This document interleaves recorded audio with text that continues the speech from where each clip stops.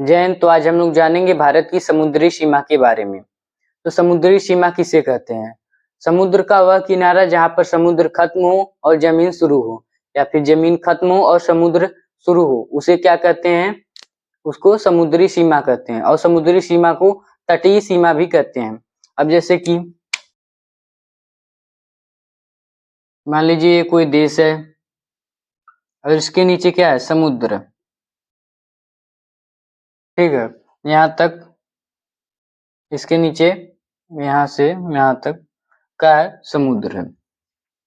तो समुद्र है और देश यहाँ पर मतलब जमीन में ही होगा, देश जमीन पर ही। ठीक, तो यहाँ पर हम लोगों ने देखा है, पढ़ा कि अभी जाना कि जहाँ पर समुद्र खत्म हो और क्या है? जमीन शुरू हो, या फिर जमीन खत्म हो और क्या हो? समुद्र शुरू हो, उसको क्या कहते हैं? समुद्री सीमा या फिर तटीय सीमा। तो यहाँ पर आप लोग देख रहे हैं यहाँ से यहाँ तक, इधर जमीन खत्म हो, इधर जमीन यहाँ पर खत्म हो रहा है और यहाँ पर समुद्री सीमा शुरू हो रहा है। और इधर देखेंगे समुद्री सीमा यहाँ पर खत्म हो रहा है और यहाँ पर जमीन शुरू हो रहा है। तो इस देश की समुद्री सीमा यही होगी। ठीक है, इसको तटीय सीमा भी कहते हैं। तो अब हम लोग जानेंगे भारत की समुद्री सीमा के बारे में। तो भारत की जो समुद्री सीमा है ये गुजरात से शुरू हो जाती है और पश्चिम बंगाल में जाकर खत्म होती है। इसमें कुल 9 राज्य और 4 केंद्र शासित प्रदेश आते हैं जो कि भारत की समुद्री सीमा के हैं। ठीक है, जिसमें से भारत की ये मुख्य भूमि है यहाँ तक, और ये 2 ठो द्वीप है। भारत की मुख्य भूमि की 9 राज्य और 2 केंद्र शासित प्रदेश भारत की मुख्य भूमि के क्या है? समुद्री सीमा से लगते हैं। और 2 जो केंद्र शासित प्रदेश हैं वो क्या है? द्वीपीय समूह है, द्वीप समूह है। अब द्वीप समूह किससे कहते हैं? मान लीजिए जमीन में समुद्र में क्या होता है? तो समुद्र में होता है पानी। पानी में मान लीजिए छोटा छोटा जो जमीन होता है उसी को मजे का जमीन मिलाकर एक क्या बनाते हैं? द्वीप समूह बना देते हैं। ठीक है, तो अब हम लोग भारत के राज्यों के बारे में जानते हैं जो समुद्री सीमा से लगते हैं। तो ये भारत का, इधर से हम लोग पश्चिम से जानते हैं, पश्चिम से। तो ये भारत का एक राज्य है गुजरात। तो यहाँ पर ये समुद्री सीमा से लगता है। तो ये जो गुजरात है ये 1600 किलोमीटर समुद्री सीमा से लगता है। कितने किलोमीटर? 1600 किलोमीटर। और ये जो गुजरात है, भारत के सबसे ज्यादा समुद्री सीमा से कोई राज्य लगता है तो वो गुजरात है। फिर उसके बाद यहाँ पर महाराष्ट्र है 720 किलोमीटर, और ये गोवा 101 किलोमीटर। और सबसे कम कोई राज्य जो लगता है समुद्री सीमा से वो कौन सा राज्य है? गोवा। ये कितना लगता है? 101 किलोमीटर। और यहाँ पर कर्नाटक 300 किलोमीटर, केरल 550 किलोमीटर, और यहाँ पर यहाँ से तमिलनाडु 980 किलोमीटर, और यहाँ पर आंध्र प्रदेश 970 किलोमीटर, ओडिशा 484 किलोमीटर, और ये पश्चिम बंगाल 210 किलोमीटर। ठीक है, तो इसको हम लोग अब हम लोग ट्रिक से भी जान लेते हैं, क्योंकि ये 9 राज्य हैं और थोड़ा बड़ा है, शायद आप में से कुछ लोगों को याद ना हो, इसलिए हम लोग इसको ट्रिक से भी जान लेते हैं। ठीक है, तो ट्रिक क्या है? ट्रिक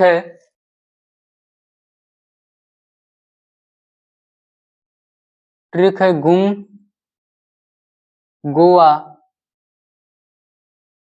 करनाऊ, तमीके, आप। ठीक है, गु से हो जाएगा गुजरात, म से हो जाएगा महाराष्ट्र। ठीक है, गुजरात जो है वो 1600 किलोमीटर है। 1600 किलोमीटर समुद्री सीमा से लगता है। महाराष्ट्र महाराष्ट्र 720 किलोमीटर, गोवा से, गोवा सबसे कम 101 किलोमीटर, करना से, कर्नाटक, कर्नाटक 300 किलोमीटर, ओ से, ओडिशा 484 किलोमीटर, और ओडिशा 484 किलोमीटर से तमी से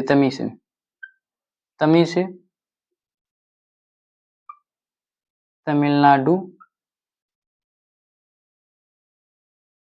के से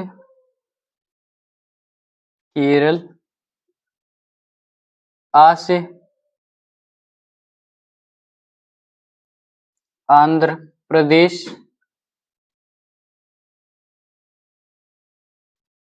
ओ से पश्चिम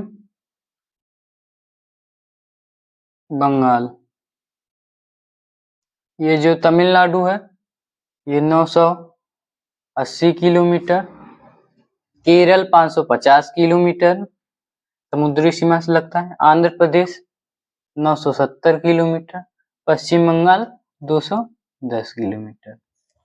ठीक है, अब हम लोग बात कर लेते हैं 4 केंद्र शासित प्रदेशों के बारे में जो भारत की समुद्री सीमा से लगते हैं। तो पहला केंद्र शासित प्रदेश है यहाँ पर दादर नगर हवेली और दमन दीव। दूसरा है यहाँ पर पांडिचेरी। तीसरा है यहाँ पर लक्षद्वीप। चौथा है यहाँ पर अंडमान और निकोबार द्वीप समूह। तो ये 4 केंद्र शासित प्रदेश जो कि समुद्री सीमा से लगते हैं। इसका भी मैं आप लोगों को ट्रिक बता देता हूँ। ट्रिक है आपदा लक्षद्वीप में। ठीक है, आपदा लक्षद्वीप में आ से आ जाएगा अंडमान और निकोबार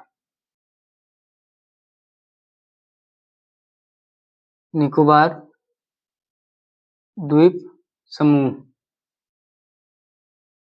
प से पांडिचेरी, दा से दादर नगर हवेली और दमन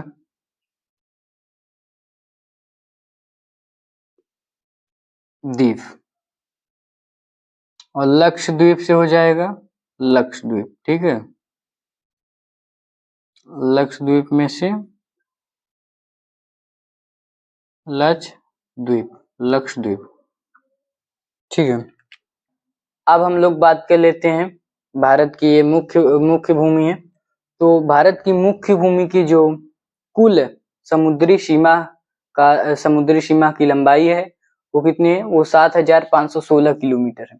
जिसमें से ये भारत की मुख्य भूमि में कितने किलोमीटर है? 6100 किलोमीटर भारत की मुख्य भूमि की समुद्री सीमा है, और 1416 किलोमीटर ये 2 द्वीप समूहों की समुद्री सीमा है।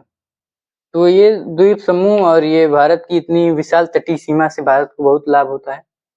अब जैसे कि विदेश से किसी भी चीज को आयात और निर्यात करने के लिए, एक्सपोर्ट और इंपोर्ट करने के लिए समुद्री सीमा का होना बहुत जरूरी है। तो नहीं तो यहाँ पर आप लोग दिख रहे हैं नेपाल को पास अपना कुछ समुद्री सीमा है ही नहीं। उसको किसी भी चीज को दूसरे देश से आयात करने के लिए भारत का सहारा लेना पड़ता है, और निर्यात करने के लिए भी भारत का ही सहारा लेना पड़ता है। ठीक है, तो इसी प्रकार ये भारत की जो समुद्री सीमा है ये एक प्रकार से बहुत ज्यादा ही लाभदायक है।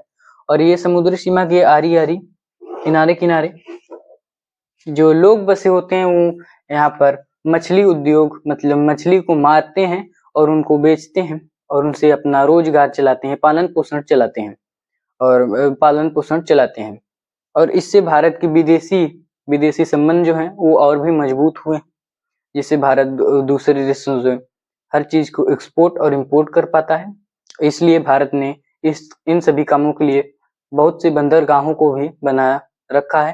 अब जैसे कि यहाँ पर बम्बई का बंदरगाह, मंगलुरु का बंदरगाह, चेन्नई का बंदरगाह, विशाखापट्टनम में बंदरगाह, इसी प्रकार भारत ने 200 से भी ज्यादा बंदरगाहों को बना के रखा है।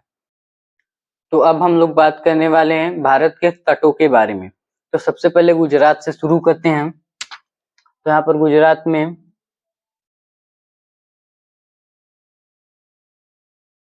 यहाँ से यहाँ तक, तो इस तट को हम एक लिख देते हैं।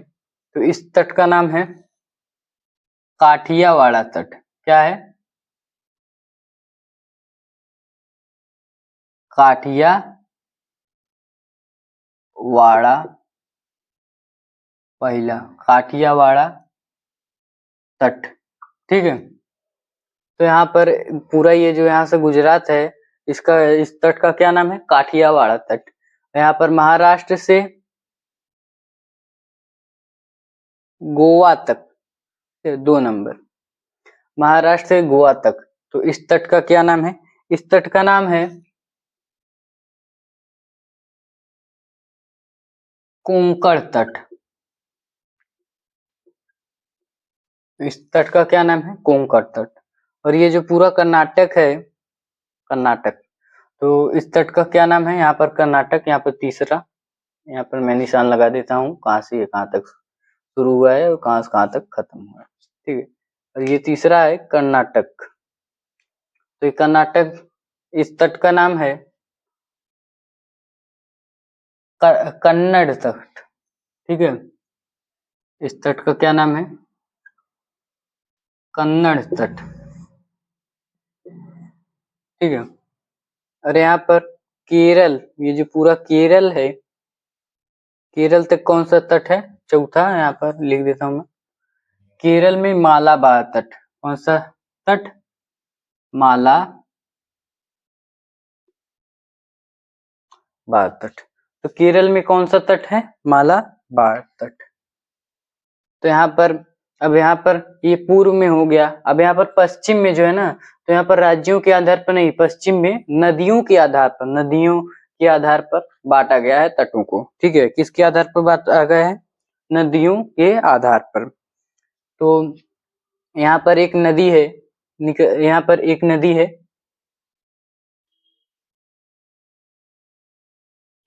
यहाँ पर, तो इस नदी का नाम है कावेरी नदी। मैं यहाँ पर के लिख देता हूँ। और यहाँ पर भी, यहाँ से भी एक नदी आई है, इस नदी का क्या नाम है? कृष्णा नदी। ठीक है। इस नदी का क्या नाम है? कृष्णा नदी। ये लिख देता हूँ। कावेरी नदी और कृष्णा नदी के बीच में, कावेरी नदी और कृष्णा नदी के बीच में ये जो तट है इसका क्या नाम है? कोरोमंडल तट। क्या नाम है? कोरोमंडल तट। यहाँ 5वां लिख देता हूँ, 5 मैं लिख देता हूँ, कोरोमंडल